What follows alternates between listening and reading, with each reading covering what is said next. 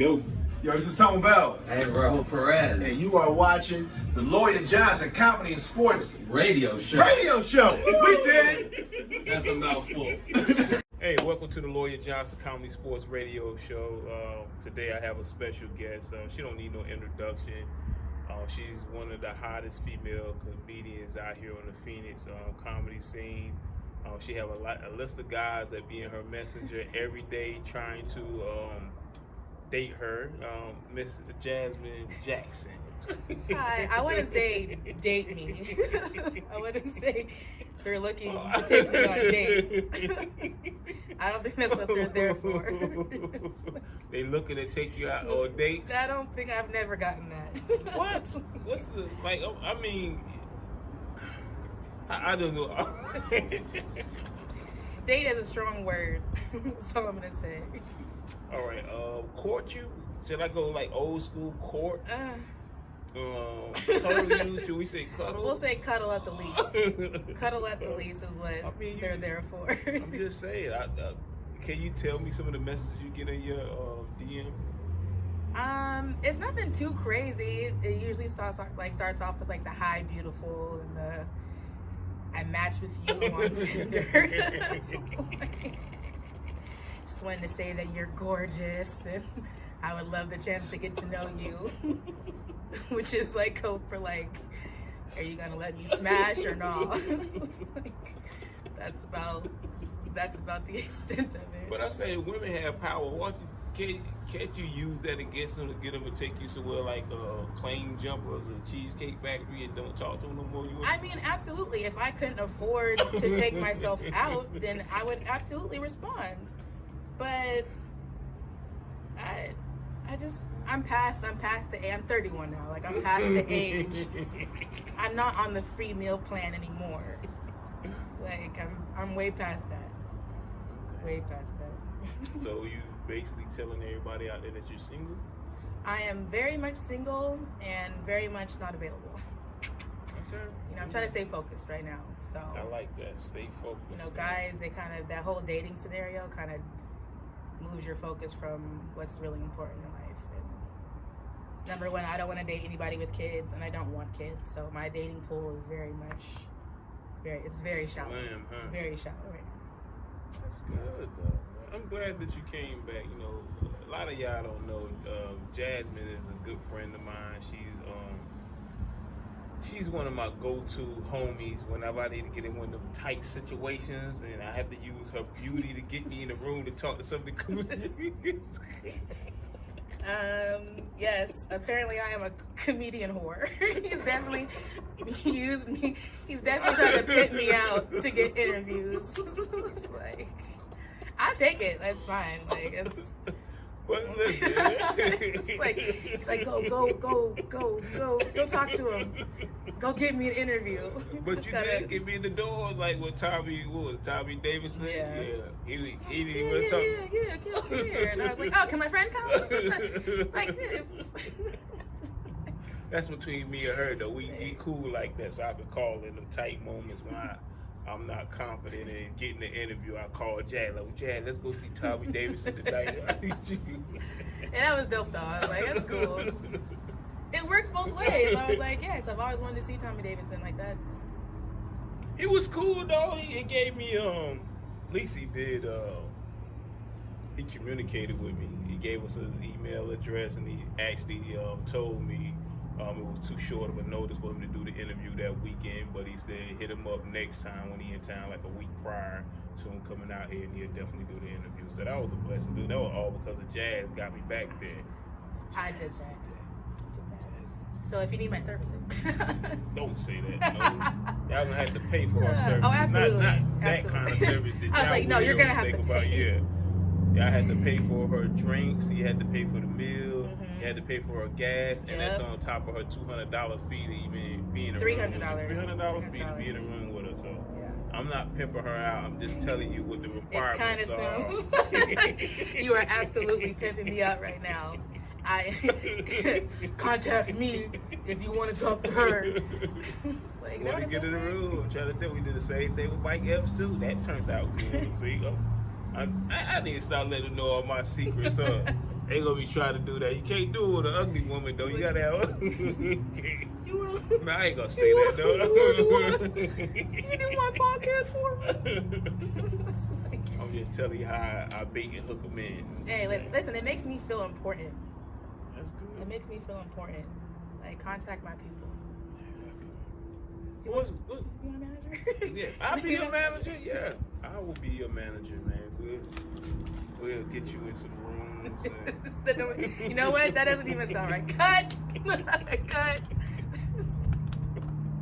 I'll get her in some rooms, man. So what's going on, man? You know, other than the stalkers, like what's really going on? We don't even want to talk about the stalkers right now. Man, honestly, I've just been trying to be on my grind right now. Like, I have set myself up, like, me and a close friend of mine, we set goals for ourselves every month.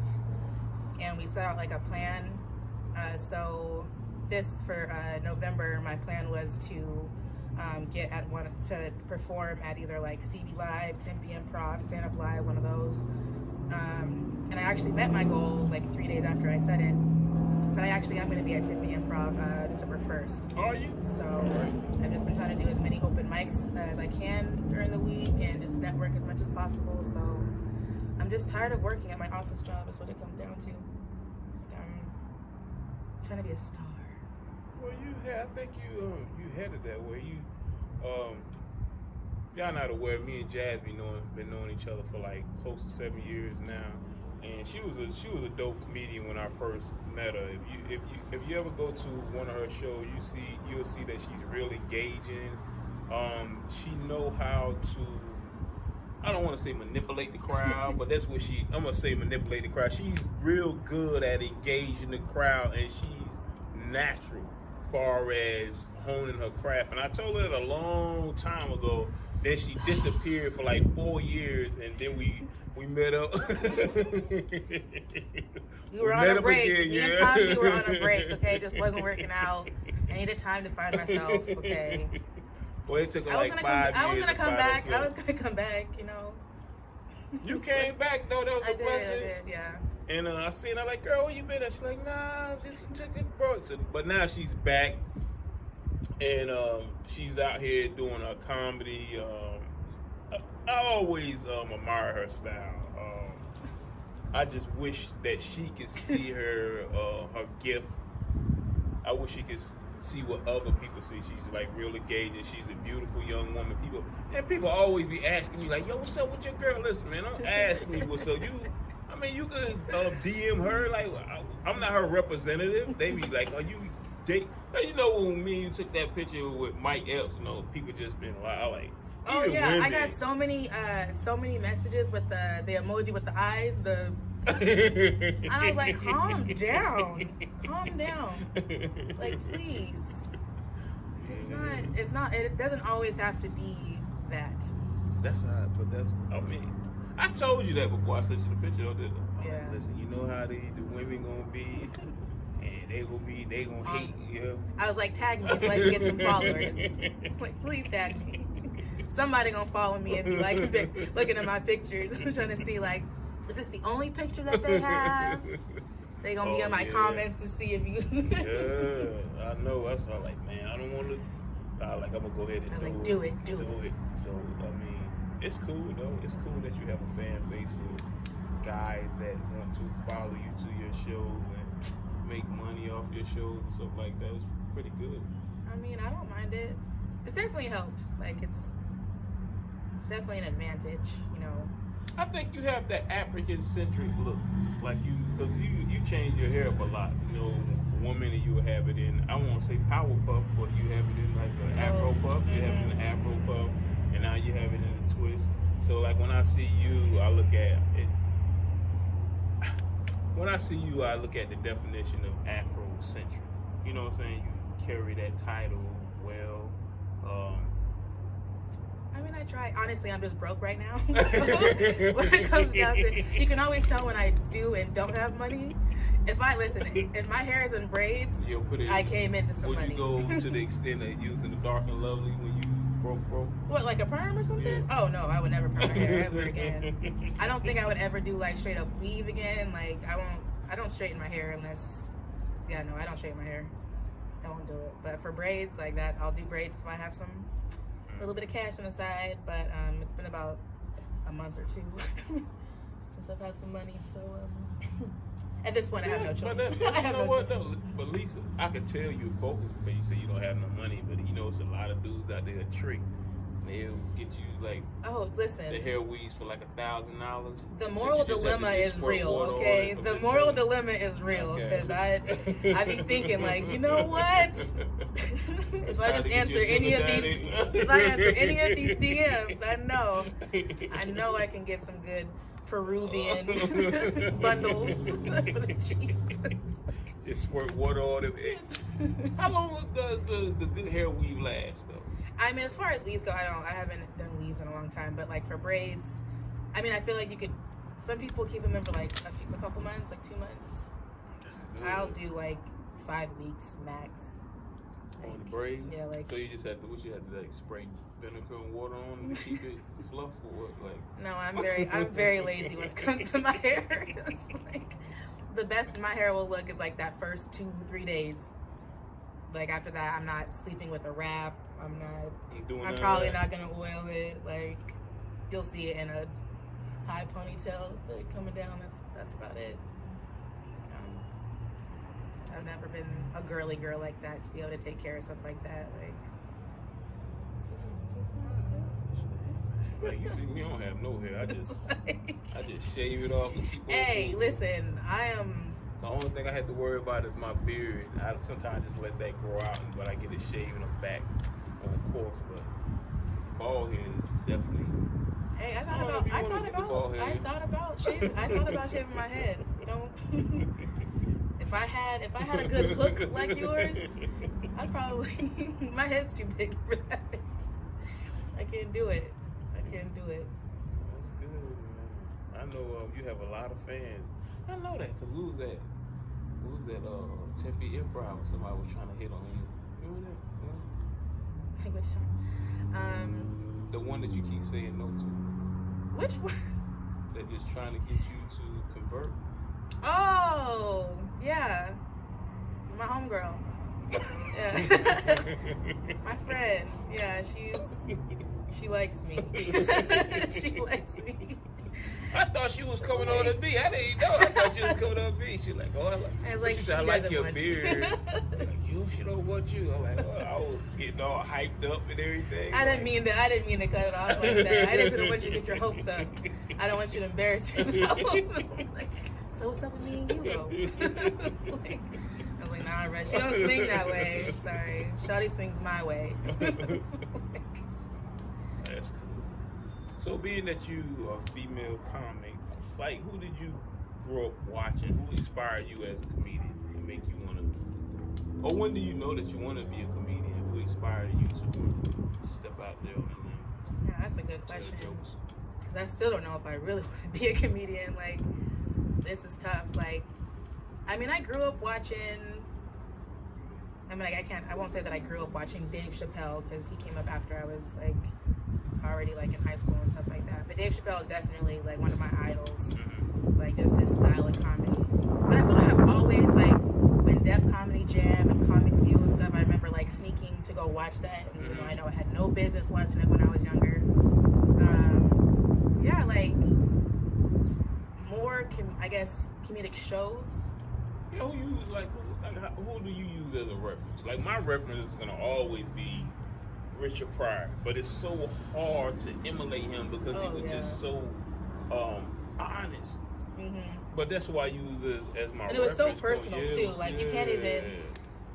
But I think that's good though because it shows you how to use, like, I guess the tragedies of your life, you know, and having to make that funny. Like, I'll say right now, one of my favorite, and she's not even a comedian, but as far as a personality goes, is Robin Thede. Do you know who that is? So, she has a show that she wrote for, a Black Lady sketch show. She wrote on that. She's hilarious. And she's so beautiful, but she's not afraid to get out of her beauty, I guess, and be super silly and create these different characters and stuff. Oh, is she coming out yet? I don't even know if she does. does. I don't know if she does like stand up though. Like I know she does. Yeah. Like she does a lot of stuff with like I know she did stuff with like Issa Rae, and like I feel like I don't know. I gravitate more towards personalities than stand up. Because when people always ask like, oh, like who do you? I feel like people expect me to say like a female comedian, like Wanda Sykes or something. Yeah. Or Monique. Yeah. And I grew up watching Monique, and I love her. But that was back when she was like, you know, skinny bitches ain't shit. You know, and I'm like, it's like, how can I like you? Like, but no, I love her. But like, yeah, some more, like all the queens of comedy. You like Wanda Sykes? I like Wanda Sykes. I do. I just don't know like her work that well. Like I've seen a few things, and I like her character. I guess that she plays like in movies and stuff like that. But yeah, most of the people that I like really look at, Dave Chappelle is it. Like to be honest, like that's the GOAT. Like that's that. There's never gonna be anyone greater in my lifetime to me. Yeah, the right to say that. Yeah. And honestly, one of my other favorites is D-Ray Davis, who I feel is so underrated. Like, have you seen his special Power Play? I haven't seen that. Oh my gosh, you are missing out. I'm gonna watch it. That is my favorite special of all time. I watched the Deion Cole. I'm a big Deion Cole fan as well. Oh yeah. So I watched Deion. I think I watched I might have watched one of D-Ray's special where he talked about his mother and his mother was working for him and his friends wanted to fire her, but he was the boss and all that. Yeah, I like D-Ray. Yeah, because he kind of he put all his life out there as well, man. He put all his personal stuff out there as well. But what did you think about when we went to go see Mike Epps? Honestly, so I feel like I was so excited just to be in the same room as him because he is a legend, you know, and he was funny, like that was, and I'm not gonna take that away from him. I just think that I had my expectations set a little too high, just in the sense that like we've all seen his specials like on Netflix and all these other things, and I feel like a lot of the same stuff that he did in his set was the same stuff that we had just seen in his specials. So I was more excited. I mean, he did have some new stuff, and the whole show was funny. Yeah, it was funny. Yeah. But I didn't think he was like I never went to go see Mike Epps, right? But I how can I say, I never thought he had a fan base the way he did, because you know we went, the line was wrapped all the way around the corner. I'm like, you didn't think it was gonna be sold out like that? No, because it was my first time. When I think of like, because you know what I'm saying,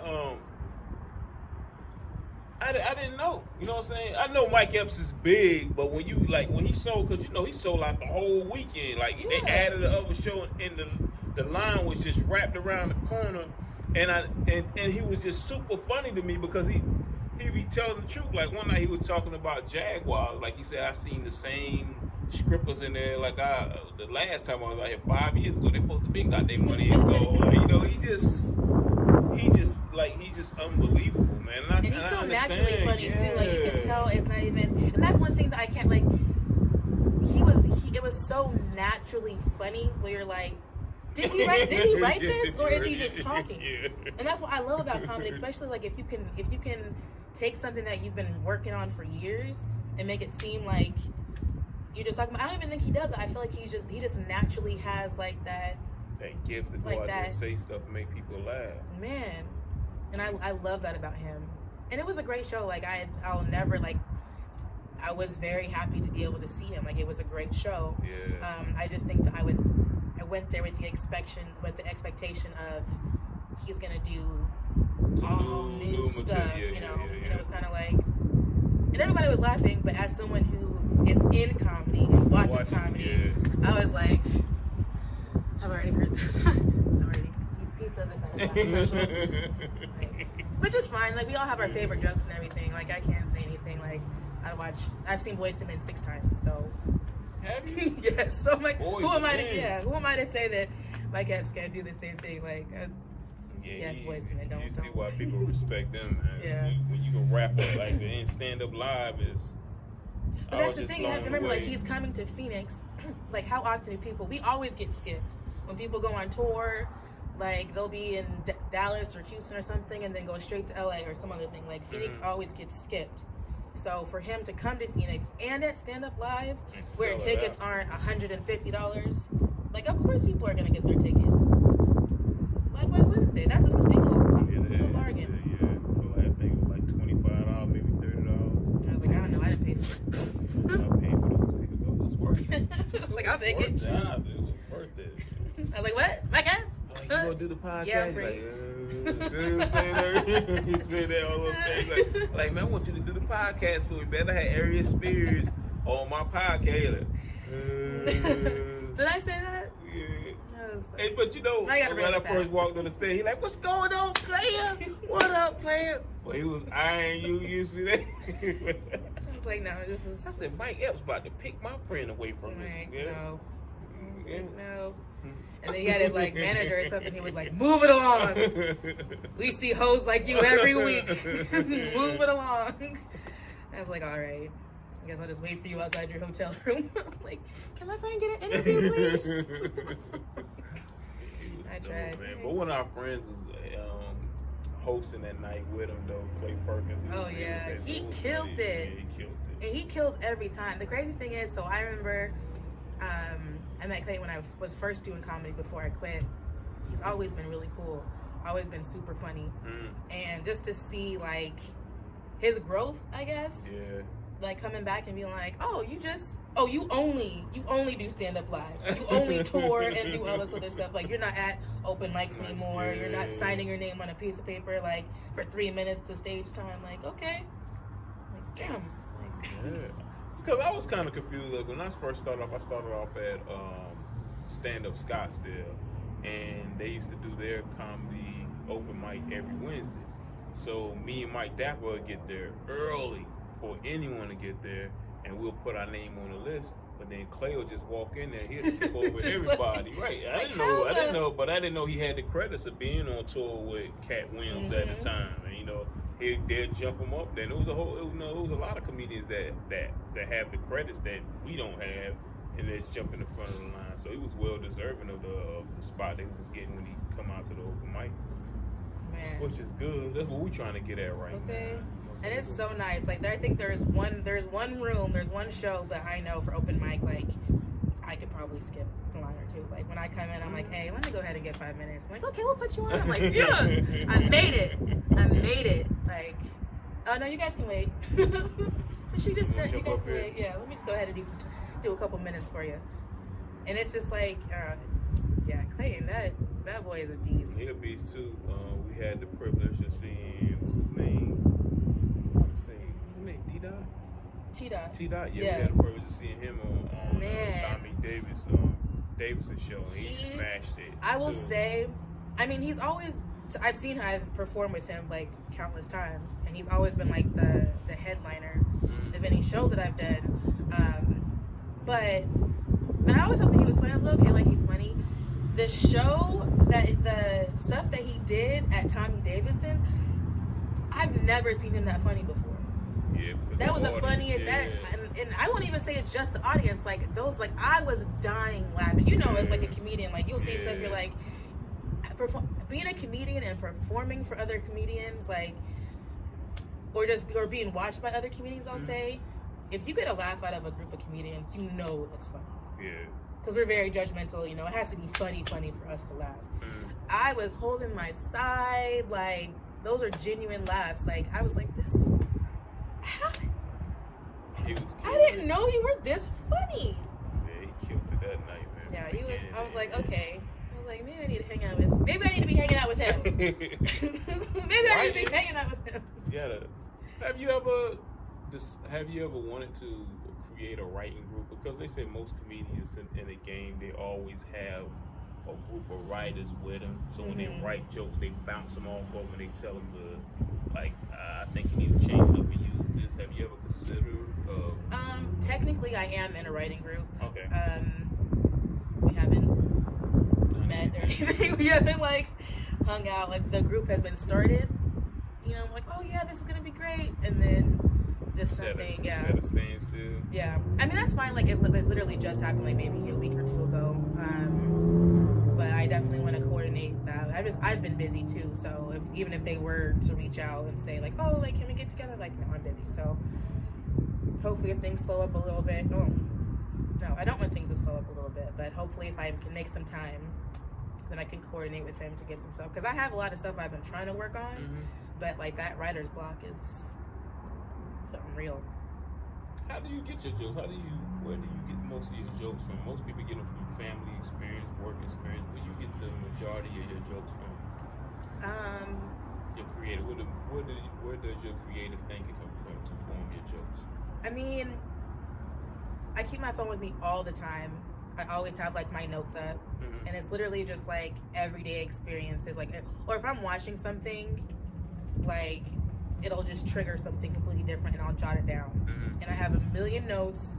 And then when it comes time for me to either get ready for a show or put together a set, I'll usually go through my notes, and next thing I know, I'm like, oh, this thing that I thought about on Wednesday kind of goes with this stuff that I wrote 2 weeks ago, and kind of build it from there. I haven't gotten too personal as far as like my personal life on stage yet. So I don't really talk about my family too much, I guess. But it's really just observation. Or you don't feel like you confident enough to? Honestly, I'm very comfortable talking about other people, and I can riff on anything. But I just don't think that I have. I'm a Virgo, so I feel like I haven't perfected the stuff that is personal to me for it to be funny and spoken about the way that it deserves to be spoken about. You know, and I don't want to be cheap with my jokes as far as like what I've gone through in life. Like I just haven't quite molded it the way that it needs to be molded. But yeah, honestly, the past month I've had writer's block, and I've literally just gone on stage blank and then just riffed. Like That's a good ability. I'll just talk about any and everybody in the audience and just go from there. And a lot of the times you can just build off that. So what are your next moves? Like what are your goals moving forward in 2020? Goals. What are those? Like what's a goal? Do you have a vision board? I do not have a vision board, only because I feel like those don't work for me. I don't know about that. I've tried. I'm gonna show you my vision board, and everything that I have written up there, it's either in progress or it already happened. Like I put the documentary up there. Now you see the producers from LA out here. They shoot my documentary. I mean, and I feel like I don't know. I feel like I'm so weird in the fact that like there's so many things that people say like you gotta do a vision board, you gotta do this, you gotta do that, and I have tried it, but to me it just doesn't work for me because that's not. I don't know. It doesn't encourage me enough. It's not inspiring enough to me. I think that I work better with like me and my friend having like our goals set together every month. You know what I'm saying? Like having that accountability. Me looking at a board with some pictures on it doesn't necessarily do anything to me. Like, okay, cool. Like I'm gonna have a Netflix special. Like that doesn't it doesn't work. I mean, you can put it on the board now, but it's just you just putting it out in the universe. It might not happen right now, but somewhere down the line, it's going to happen if you just stay focused on it. It's all energy. Everything is all about energy, and what you project, you get back. And I mean, it works for me. I can't say it will work for you. I feel like an ass. I feel like I have to listen to you now. I have to do a vision board because anything that you have told me has been true and has worked out. And I feel like you're my dad in that sense, where I'm like, God, I knew he told me that this was gonna happen, and I didn't want to listen, and now it did happen. Now I gotta go back. Like, sorry. You were right. I'm telling you, I didn't tell you to leave that dude alone. Shut up. I told you that. Shut up. You're right. Right, I slide back every once in a while, you know, hit him with a WYD. What you doing? Okay. Everybody do that. Everybody do. They sit up. They be like late at night, huh? When you did drunk like a. No, I have some cried. Ciroc. It's like in the afternoon sometime. Like I do it when I'm sober. When you drinking that Ciroc and you been up, man, I wonder what he doing. Call Hi. for a nightcap. Nah, nothing like that. Nah. There's No. nothing wrong with that, though. It's been a dry year. It's been a dry year. It's been a dry year. And this is why they're like, no, not November. I'm like, no, not 2019. 2020 coming. Sorry. 2020 coming. Yeah, I'm excited for 2020. I really You have am. relationship goals for 2020, or you just gonna stay on your grind? I have very jaded views on relationships right now.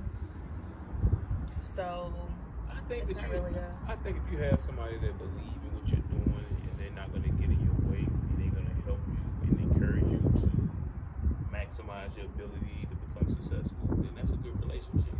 I mean, yeah, it's not even necessarily it's me. Like when it comes down to it's me. Like it's me. Like I know that I'm not the most stable person, and I have a very. Stable, you hear people. But I had no. There's a couple people in here. I have a very wild imagination and very bad experiences. So, like. I know you do. It's. I know one of your friends got beat up. One of our friends got beat up one time doing your crazy experience. Man, That was years ago, huh? that was crazy. I like how the only two white boys in the venue got into a fight in a whole room full of black people. Like, how does that? I was so embarrassed. That was like right. That was probably the last show I did before I quit. That was the last time I seen you. That was in Scottsdale. Last time I seen you. I was like, man. I was like, ooh. It made me feel good though. I was like, It's like, You got the Kool-Aid. y'all fighting over me? Fighting over that Kool-Aid. For the record, one was my boyfriend and one was a friend. I was not smashing two people. That is not the narrative here, okay? Man. That's cool, man. That was a good time. But we got a lot of stuff coming up. Like there's a lot of things that I want to do. And I think my problem is like I just have too many things that I want to do. Like there's so many things that I kind of want to dip my toe in. So now, I think so. I think that I could. Get into. Okay. My parents are always like, "You're so dramatic." Well, man, you should get in. Have you ever thought about taking improv class? I need to take some improv class. Oh yeah, definitely. It's on my list of things. I just haven't done it yet. You haven't been on my back enough for me to. You gonna make it. I want me, man. I'm one thing about me. I'm honest. Like, and you have the ability to go far. I just wish you just will understand and just see it. I'm just telling you the truth. You know what? You know I keep me and you done listen, man. Me and Jazz, I believe we're real close. Cause we done sat out on this patio for a long time inside the house and talked all night long. Worked out in the gym talking about past relationships. Man, So and you really did. Like even just running into you at the gym, and then I got like a new workout partner. I was like, that is so dope. And he was really like pushing me, and I was like, I don't want to do this. You're just like, you can do it. Never say never. I was like, oh my god. I wanted to punch you, but I mean, it worked out. I just gotta like keep you in my back pocket. Like anytime I'm feeling like I want to quit, I just gotta. I'm moving as well. Man. I'm trying to stay focused and grind and just be humble. I think that's the main thing is being humble. And if you can help people, just help them out. That's my whole mission in life is to help people out. Yeah, you are definitely doing that. Like that's one thing I would say about you is like you've definitely been. Even though I don't see you as often, like I don't see you that much. It's like when I do see you, I feel like I always get that extra push, just that extra reassurance, you know. Like to be like, keep going. Run, Forrest! That's what I feel like in the back of my head, just like, run, Forrest! Like, just make it happen. You know, like, you gonna get tired. I tell you, when I start calling you and being like... It's cool, though. It's cool. So is there anything that you want to tell the viewers out there about yourself, where they can find you at, what shows you had coming on? Yeah, I'll be at Tempe Improv December 1st. I think that's a Monday. Okay. I don't have my calendar on me, so I can't tell you all the other things I'm booked on. But just keep an eye out. Like, I feel like I'm slowly but surely making a name for myself. You know, don't forget this face, because people always do. Are you going to LA anytime soon? I was actually supposed to go next week, but I'm not. But we're definitely trying to put together like a little troupe, I guess, with some of the Phoenix comedians, and we're all just kind of pushing each other and helping each other out. We do want to put together some stuff and kind of just do like a little traveling circus troupe and go up to LA. But you will definitely see more of me. Like, I'm so tired of working at my job. It's not even funny. So I need to be doing anything else. So I will be touring within the next few years. I'll put that on my vision board. Put that on your vision board. And what else I was about to say? Tell them your fees. What can they find? Oh yeah, I always forget. Like I told you, I'm new at this. You on Instagram? I am on Instagram at Miss Oso Jazzy, MISSOHSOJAZZY, and I am on Facebook, but I'm in the middle of trying to revamp that because it was like my personal Facebook, you know. But you can find me on Facebook at Miss Jazzy. That's one word, MISSJAZZY space Jackson. And I have to change it because people always talk to me like, "Oh, Miss Jazzy." I'm like, I'm 31. Like, I'm not a Miss anything. At this point, I feel like I'm a ma'am. You know, like ma'am Jasmine. Like, but that's you can find me on Tinder. I am on Tinder. It's for business. That doesn't sound right. That doesn't sound right. Never you say LinkedIn or so. You said Tinder. Like, I haven't hooked up my LinkedIn. I'm on every dating profile just for fun. You on Bumble too? Okay, not Bumble. Because Bumble, you have to reach out. Bumble, the females have to message the guys, right? I was up there a long time ago. Yeah, I'm not sliding in dudes' DMs. Like, I'm just saying, most of the people that you meet online, like, I know for me, most of the women that I was meeting online, it was on medication or something. So it just depends on what kind of medication. Saying, like, they always have issues, or they hiding. They hiding their kids, and they was bad in another town. They were just straight hoish, and now they back on this scene. Now they're on there. Or they trying to create a new individual. It's the same thing. Like, I don't want. Yeah, you do have to be careful, especially with people when they move from out of town. Yeah. Like, you gotta do some research on that. No, but I am on everything. When I say business for my dating profile, I have a page with my Instagram information on there for comedy. Like, that's what I mean by business. I'm not hoeing on the internet. I hope not.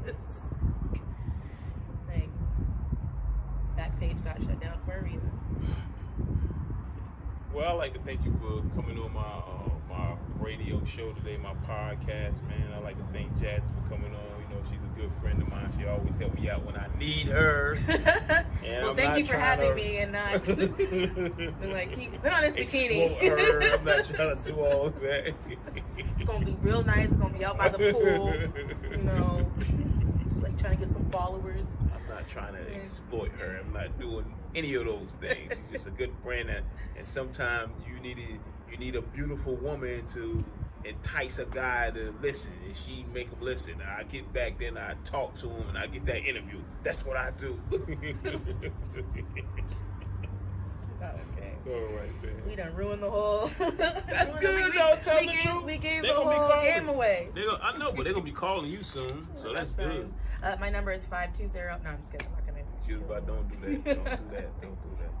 Well, I'd like to thank you for coming on my show today, man, and I wish you all the success and I will continue to be on your back like Forrest Gump, pushing you. So, thank you for coming on. Until the next time, y'all, there's no deadlines on dreams. Peace.